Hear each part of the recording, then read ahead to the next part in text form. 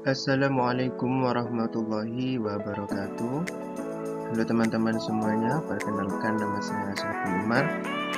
Pada kesempatan kali ini saya akan menjelaskan tentang zakat. Apa itu zakat? Zakat sendiri berasal dari bahasa Arab yang artinya menyucikan.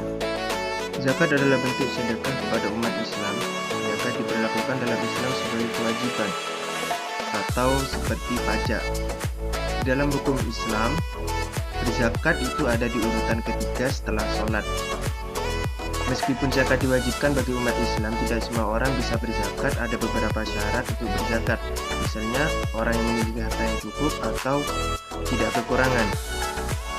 Dalam pandangan Islam, memberikan hartanya kepada orang lain yang membutuhkan bisa mensucikan jiwa mereka, dan juga sebagai pengingat bahwa harta itu bukanlah milik mereka, namun milik Allah SWT yang dititipkan kepada mereka.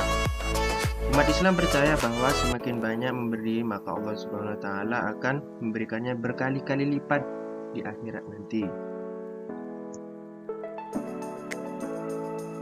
Salah satu perintah untuk melakukan zakat terdapat pada surat Al-Anbiya ayat 73 yang berbunyi, Bismillahirrahmanirrahim. وَجَعَلْنَاهُمْ أَئِمَّةً يَهْدُونَ بِأَمْرِنَا وَأَوْحَيْنَا إِلَيْهِمْ فِعْلَ الْخَيْرَاتِ وَإِقَامَ الصَّلَاةِ وَإِيتَاءَ الزَّكَاةِ وَكَانُوا لَنَا عَابِدِينَ. Yang artinya, dan kami menjadikan mereka itu sebagai pemimpin-pemimpin yang memberi petunjuk dengan perintah kami, dan kami wahyukan kepada mereka agar berbuat kebaikan, melaksanakan sholat dan menunaikan zakat, dan hanya kepada kami mereka menyembah. Di dalam Al-Quran juga dijelaskan bahwa zakat adalah hal yang wajib bagi umat muslim, dengan catatan yang mampu secara finansial. Menunaikan zakat dilakukan demi keselamatan dunia dan juga akhirat. Umat Islam percaya bahwa memberi zakat dapat mendapatkan pahala, sedangkan jika mengabaikan untuk memberikan zakat akan mendapatkan dosa.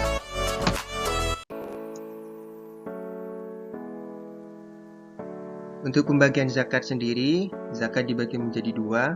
Yang pertama ada zakat fitrah, dan yang kedua ada zakat mal. Zakat fitrah adalah zakat yang harus dibayarkan bagi seseorang muslim yang sudah mampu untuk menunaikannya dan berkecukupan. Zakat fitrah adalah zakat yang wajib ditunaikan satu kali dalam setahun. Waktu membayar zakat fitrah umumnya dilakukan pada bulan Ramadan. Biasanya menunaikan zakat fitrah dilakukan menjelang hari raya Idul Fitri. Sedangkan zakat mal adalah zakat harta. Sesuatu yang dapat disebut dengan harta apabila memenuhi syarat-syarat tertentu, seperti dapat dimiliki, disimpan, atau dikuasai, ataupun dapat diambil manfaatnya sesuai dengan harta tersebut. Contoh dari harta misalnya seperti rumah, mobil, tanah, hewan, emas, ataupun perak. Selanjutnya yaitu tentang syarat zakat. Jadi tidak semua orang itu diharuskan untuk membayar zakat, ya teman-teman. Di sini ada beberapa syarat di mana seseorang itu harus mengeluarkan zakatnya. Yang pertama tentunya dia adalah orang Islam. Yang kedua merdeka, artinya bukan budak. Mungkin kalau untuk sekarang budak ini sudah tidak ada. Yang ketiga ada mukallaf atau balik. Yang keempat, dia tidak memiliki hutang. Artinya jika dia masih mempunyai hutang, maka dia tidak diharuskan untuk membayar zakatnya dulu, akan tetapi diharuskan untuk melunasi hutangnya terlebih dahulu. Yang selanjutnya, dia memiliki harta yang cukup, dan yang terakhir hartanya itu milik sendiri atau milik pribadi. Artinya jika hartanya itu masih miliknya orang tua, maka seseorang tersebut itu masih belum diwajibkan untuk berzakat.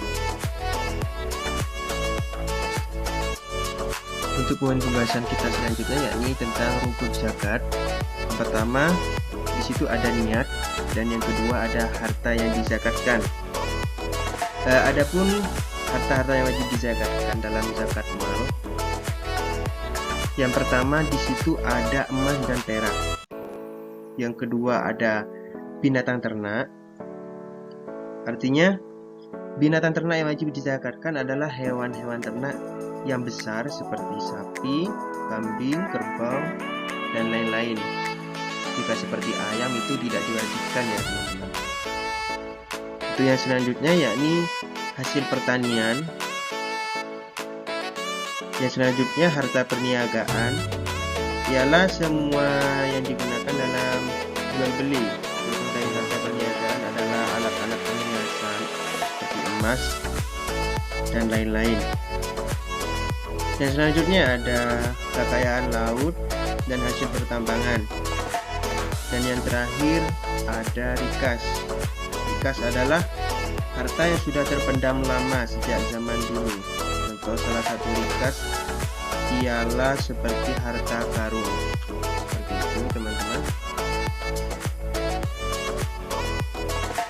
Oke, untuk selanjutnya yaitu siapa saja orang yang berhak menerima zakat.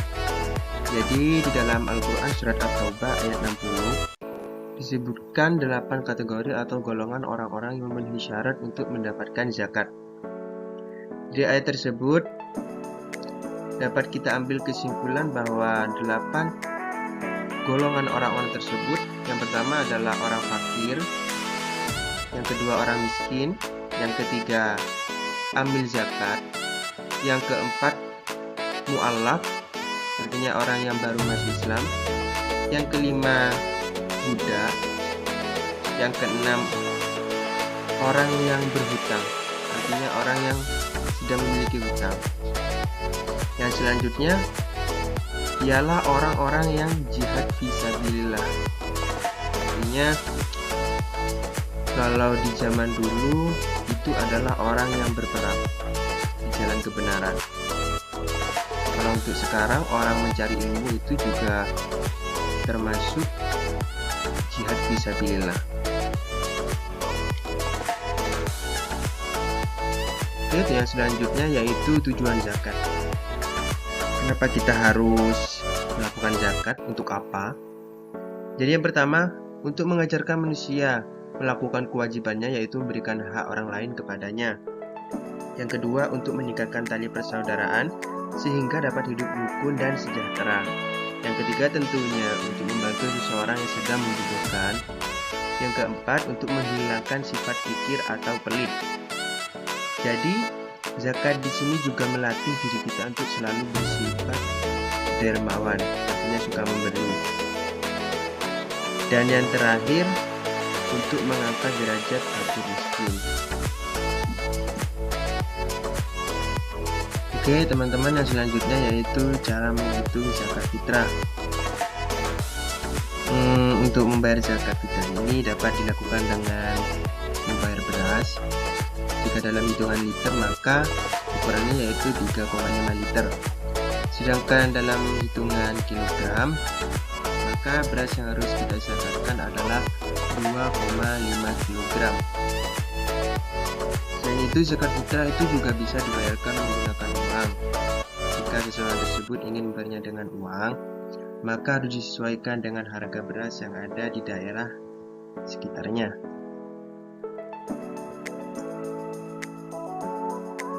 Oke, untuk selanjutnya yaitu cara menghitung zakat mal. Jadi membayar zakat mal ini hitungannya berbeda dengan membayar zakat fitrah. Seseorang itu diwajibkan membayar zakat mal apabila pendapatannya sudah mencapai nisab. Nisab sendiri itu adalah batasan kekayaan di mana seseorang itu diharuskan untuk membayar zakat mal ataupun tidak. Adapun nisab zakat, seperti nisab zakat perak itu sebesar 200 dirham atau setara dengan 595 gram. Nisab zakat emas sebesar 20 dinar atau sebesar 85 gram. Dan nisab zakat perdagangan itu sebesar 20 dinar atau setara 85 gram emas. Dan yang terakhir, nisab zakat pertanian itu sama seperti 653 kg beras. Oke, untuk yang terakhir yaitu hikmah zakat. Yang pertama yaitu dosa kita akan terampuni. Yang kedua, mendapatkan ridho dari Allah SWT. Yang ketiga, akan mendapatkan petunjuk dari Allah SWT. Yang keempat, bukan termasuk orang yang celaka di dunia dan di akhirat. Dan yang terakhir, menyempurnakan iman seseorang. Oke teman-teman, di sini ada salah satu hadis riwayat Abu Hurairah yang berbunyi, jagalah hartamu dengan zakat, dan obatilah sakitmu dengan sedekah, dan hadapilah segala cobaan dan bahaya dengan doa serta rendah hati. Dari hadis ini bisa kita simpulkan bahwa kita sangat dianjurkan untuk senantiasa membayar zakat dan juga bersedekah kepada orang-orang yang kurang mampu, agar kita bisa terhindar dari penyakit-penyakit termasuk penyakit hati.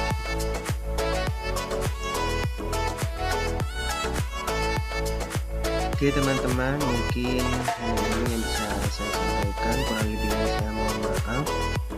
Ihdinash shiratal mustaqim. Wassalamualaikum warahmatullahi wabarakatuh.